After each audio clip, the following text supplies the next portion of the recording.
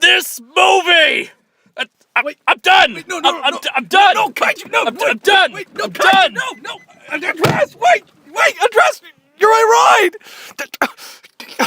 Damn it! Okay, guys, we'll be right back. Hopefully.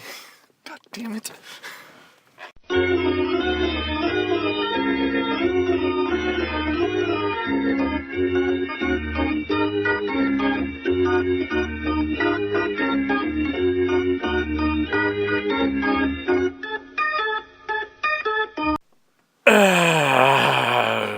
Okay, so we don't have much time because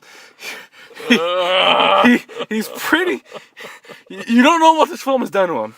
I can't even call it a film, but we don't have much time because after this, he's gonna rage quit. He's gonna leave. He's gonna leave. It's all right, man. I think I've calmed down for a minute. I think I've calmed down. You got it? Yes, I'm going to tackle this review with grace and dignity.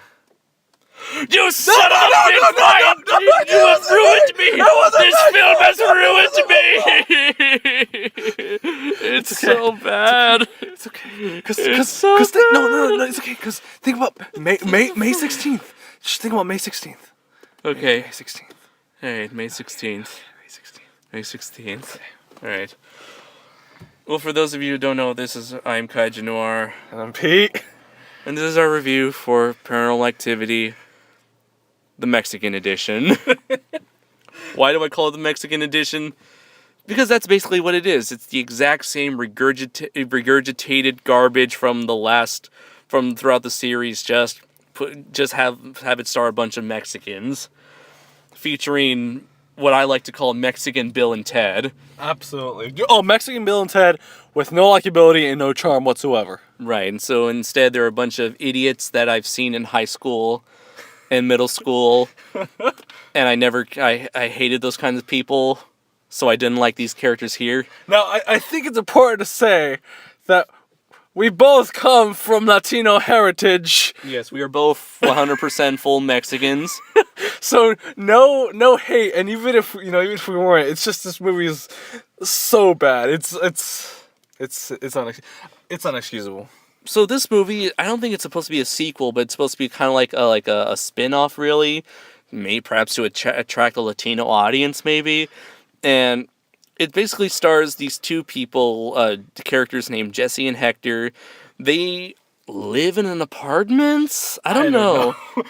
We're definitely going to get into it. We're going to, spoilers alert, okay? We're going to be spoiling the hell out of this movie as we talk about everything that's wrong with this movie. This movie, there's no way to really talk about it without giving spoilers. I mean, you know. Yeah, so. Well, you have these two friends that apparently live in the same apartment complex or something. There's this woman, a mysterious woman who lives on the floor underneath them, named, Norma, I believe. Anna. Okay, her name is Anna. The people suspect her of being a witch, doing black magic, and she dies one day. And as soon as she dies, one of Jesse's classmate, who was the valedictorian at their high school graduation, what was his name? It was Victor or something. No, Carlos. No, I don't think it was Carlos. Oscar. It was Oscar. Oscar, that's what it was. Yeah, something weird happens to him, and he ends up killing himself and warns Jesse. And Jesse, he decides to sneak into Anna's apartment, find some weird stuff, and then he becomes cursed by a new demon. Oh. I don't know if it's the old demon or the new demon or something. I don't know. Well, I think you had a new name for it. Yeah. So the demon from from the first 4 movies, that was Toby the demon.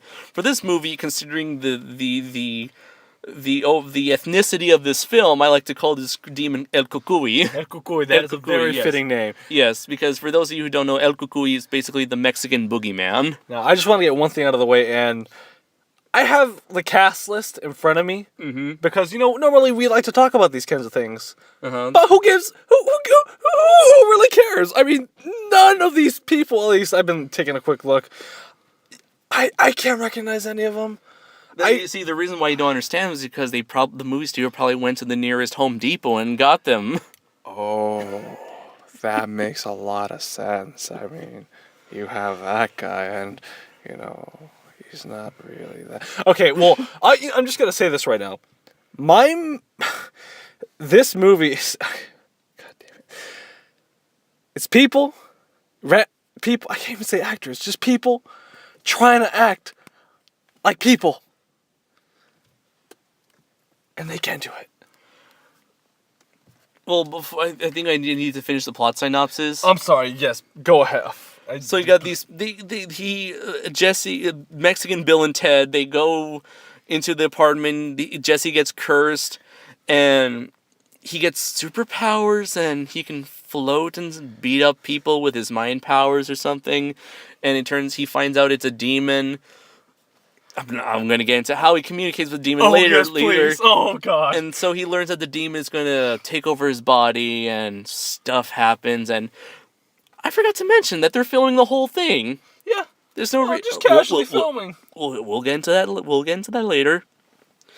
And so, basically, his friend Hector and Marisol, they end up finding information on what this demon is through the help of the one girl who survived the second movie, trying to add a little continuity. They learn about stuff that's happening all around the world, trying to build on the mythology of this movie. And, it hits the fan, and Jesse goes all like everyone else before him. Right. This basically takes. You remember the ending from the third and fourth movie? Mm-hmm. Yeah, they repeat that here in the middle of the movie, and then they repeat it again at the end of the movie, but trying to make it action sequences by having characters bring their guns, and it's so stupid, so goddamn stupid. I think we should start with the beginning of why this movie. We're jumping all over the place. We're just gave like a really loose, plot synopsis. Because, can you even call that a plot? No, it's just a bunch of people acting dumb people, acting dumb with dumb superpowers and getting attacked by a dumb demon with dumb motivations. Fifth installment. Dumb. Fifth installment in the Paranormal Activity series. No, okay, I just want to ask you, quick thoughts on what the movies that you've seen from the series. The first one, all right, it's something a little different. It's not too bad. Number two, it's a little more of the same. Okay, not too bad. All right, sure. Third one, it's getting old. It's getting really old. You changed some things up, but okay. Fourth one was a piece of. And then we have the fifth one. Yeah, that's my thought process. How about you? The first one, I agree with you. It was an interesting experiment. I thought it was very new. It was fresh for its time. I don't know how the movie's like now, but it felt, like I said, felt very fresh. I felt it was something new, brought something new to the genre, sort of, and a pretty interesting concept. Second movie was more of the same and suffered because of that. Third movie I thought was the best of the series and was actually a lot of fun. And then quality quickly nosedived with the fourth movie, as the fourth one was like the worst movie I've reviewed on YouTube ever.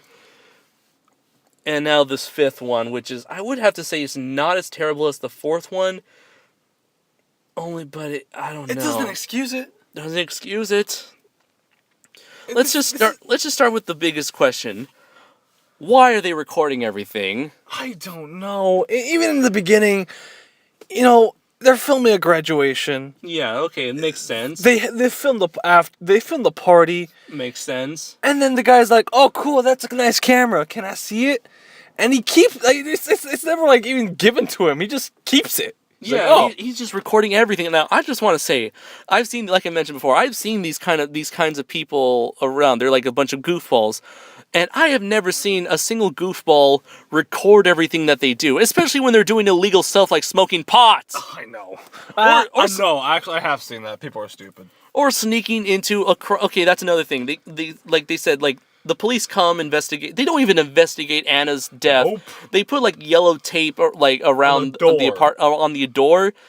But then the characters, they come in and start getting their fingerprints over everything. But the police, after the opening with Anna's scene, the police are barely in the movie ever again. There's a whole crime scene in there, and there's no police watching over. There's no, yellow tape on the actual crime scene. There's no here's where this happened, here's where this happened.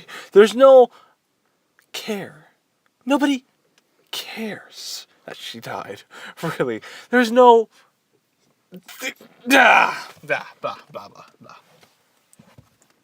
And like as we mentioned before, there's no reason for them to be recording everything, and it felt like the writers just threw their hands up in the air and said, "We don't care." They're just holding a camera for no reason why whatsoever. They're have a camera. Why? Because F you. That's because why. This is paranormal activity, and they need to have it. At least with the previous movies, the reason why they have cameras is to capture ghost activity. Here, they don't have a reason for holding a camera. Especially, here's this one scene. Jesse, he gets attacked by the demon and becomes fully possessed. And then we quickly cut to the next morning where he's suddenly in bed. His friend comes to check on him. And what does his friend do? Pick up his camera and start filming him saying, "Hey, Jesse, wake up, man." like, it would make a little more sense if perhaps they were really, investigating, but they weren't investigating. No, they didn't really care. They were just filming each other. Hey, man, they were like Sherlock Holmes, eh? Oh, God, those jokes got old so fast. Who do you think you are, huh? God, man.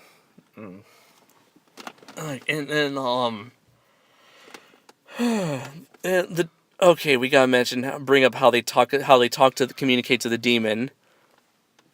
Believe me, it's almost as stupid as the Kinect camera from the fourth one. Almost as stupid, if not just as stupid. No, I think it's more I stupid. think it's more stupid. Okay.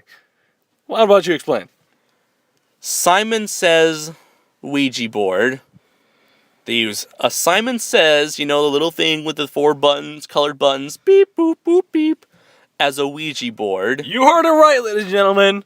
A Simon Ouija board. Simon Ouija board. Hey man, are you here with us, Issy? Beep. Oh, snap! It worked twice. No, it worked 3 times. Are you here? Leave me alone. I said, leave me alone. It's so stupid.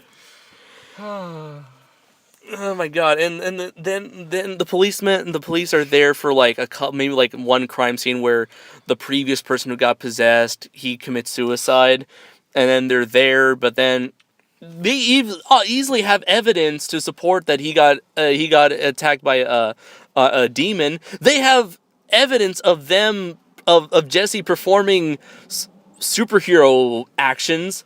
But they never turn in their footage to the police where it could help benefit themselves. My only theory, I'm sidetracking this, but my only theory as to why they record each other so much is because they're on YouTube. They're vloggers. Well, they do upload some of their videos to YouTube, but no one cares. It's like, oh, this is totally fake. They all look at, wow, what special effects do you use? Looks cool. Just like nobody cares about the movie. We live in a world where what does the fox say? What the fox says becomes like the #1 hit on YouTube or some whatever. And yet you think that a video with a person performing superhero powers, that would get a lot of attention. Wouldn't you think so? I would think so.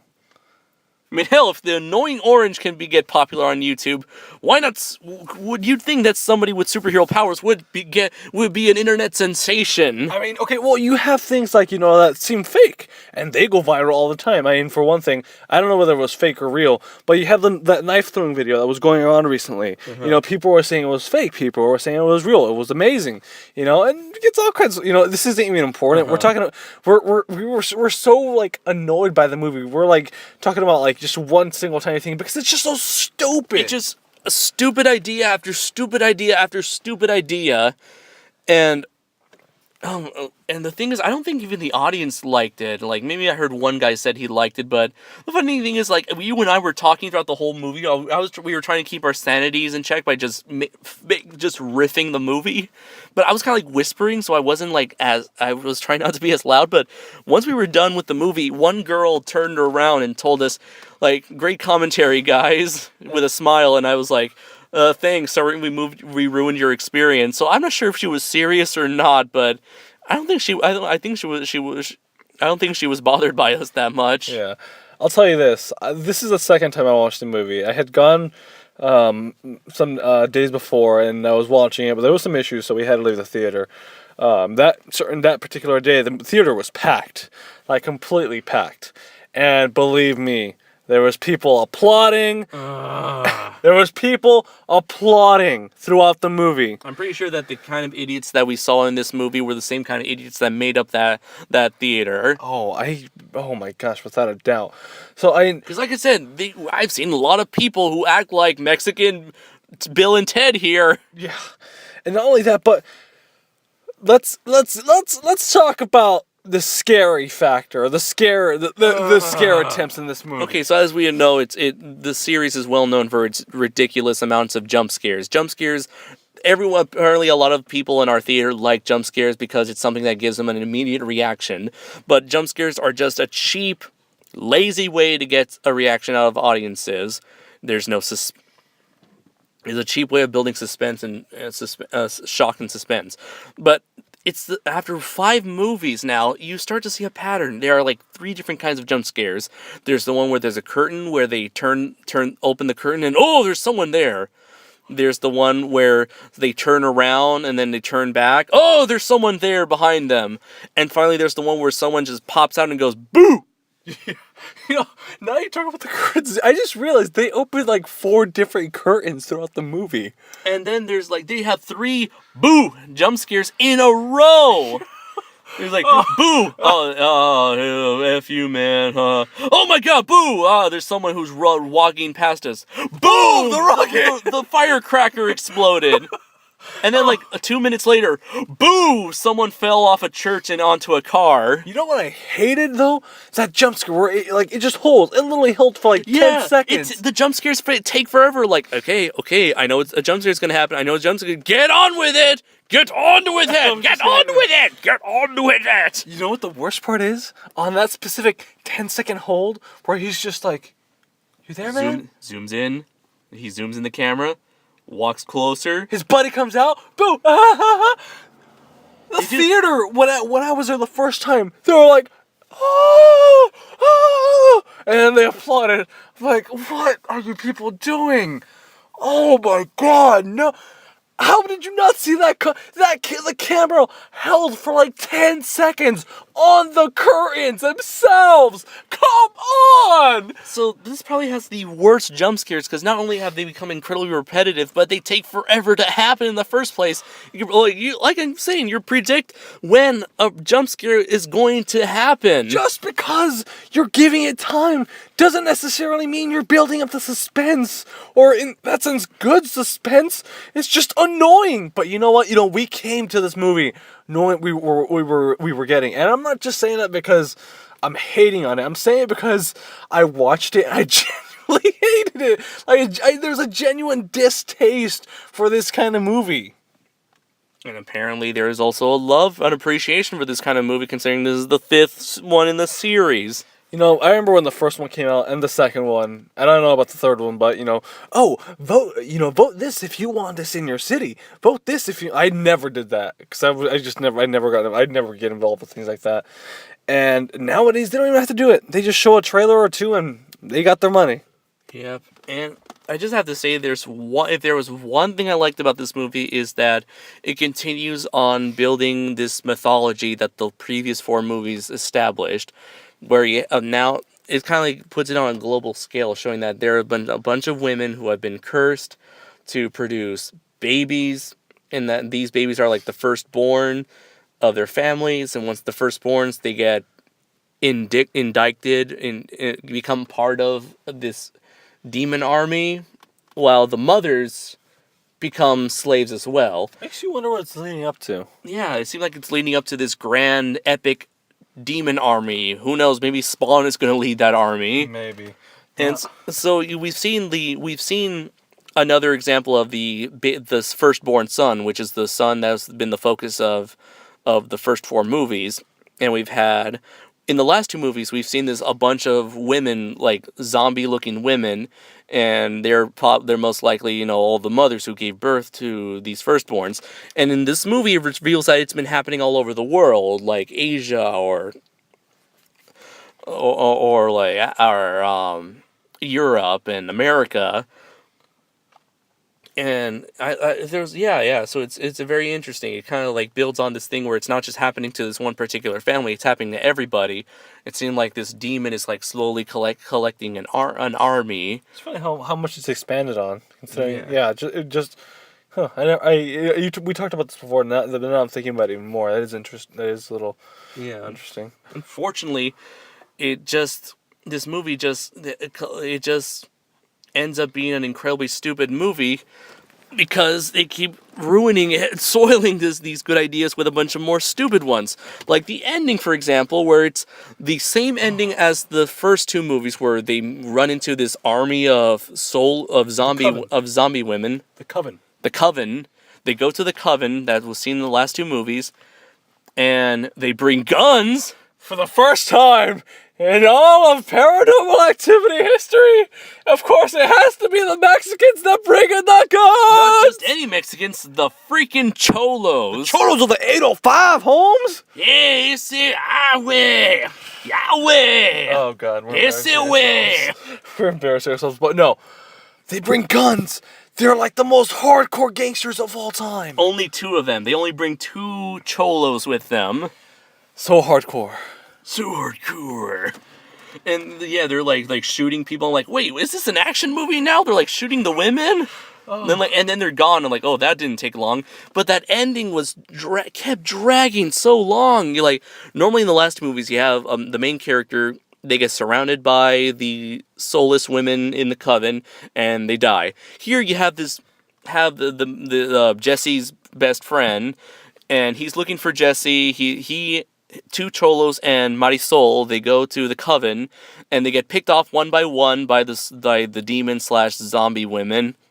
And he's just walking around the house, getting chased by those same women and a fully possessed Jesse. And this goes on for 6 minutes? 10 minutes? Yeah. It goes on forever. He's just going, okay, he's like Scooby-Doo, where he's like, Zoink, Scoob, let's get out of here. He goes to one room, there's a monster. He goes to another room, there's another creepy person. He goes to another room. His friend falls down from the roof. Yeah, and then he goes upstairs. It's like he's going to all these rooms. He's like, oh no, I'm surrounded. What did you expect? What are we gonna do now, Scoob? Oh man. And then to top it all off, they have the stupidest concept ever. I don't care if we're like I mentioned, we're spoiling this mofo. He ends up finding a door that was hinted at the beginning of the movie, that this door can take you to can transport you to an unholy place. Where does he go?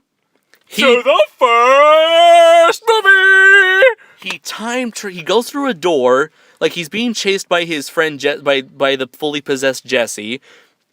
The friend, still with the camera, goes through this door. Still with a goddamn camera!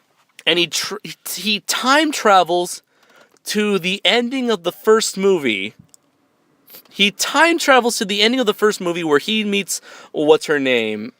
Rachel or something? I don't even know. The woman who got possessed in the first movie.